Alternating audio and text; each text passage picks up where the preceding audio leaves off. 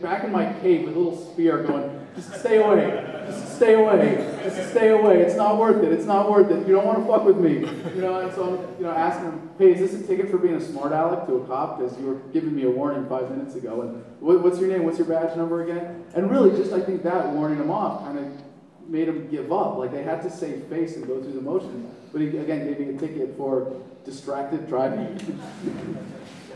And didn't make me sign it, so I'm ignoring that one.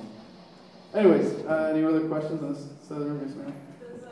Does the fact that Russia today is funding your show, does that mean that they're leading libertarian, or does it just mean that they believe in your ability to overthrow our government? Yes! No, the question was, does RT sponsor, does Russia sponsoring the show really indicate that the Russian government is libertarian, or do they are they confident in my ability to overthrow the government? I don't know about overthrow, subvert at least. I think they're confident in my ability to subvert the government. I think I can give myself that much credit.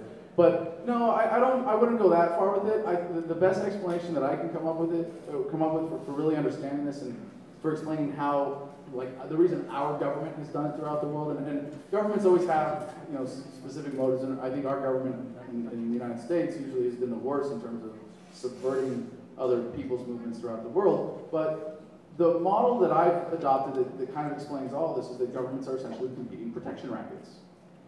And, they're not, we use a lot of absolutist language here, within the libertarian community about the nature of government, but it's not, it's never that simple in the sense that there are, yes, they're competing protection rackets, but they also have an ability in the world to say, well, we're going to try to keep our competing protection rackets honest. If one competing protection racket gets an advantage by propaganda, well, you can introduce counter-propaganda and subvert that advantage.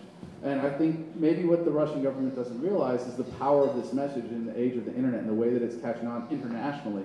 I mean, I've always been blown away by the kind of international support we have. Hey, we have a fan from Scotland. But like we get, of the people that watch the show and of the fan mail that we get, the support that we get, about 5% of it is from Canada. Stefan Molyneux.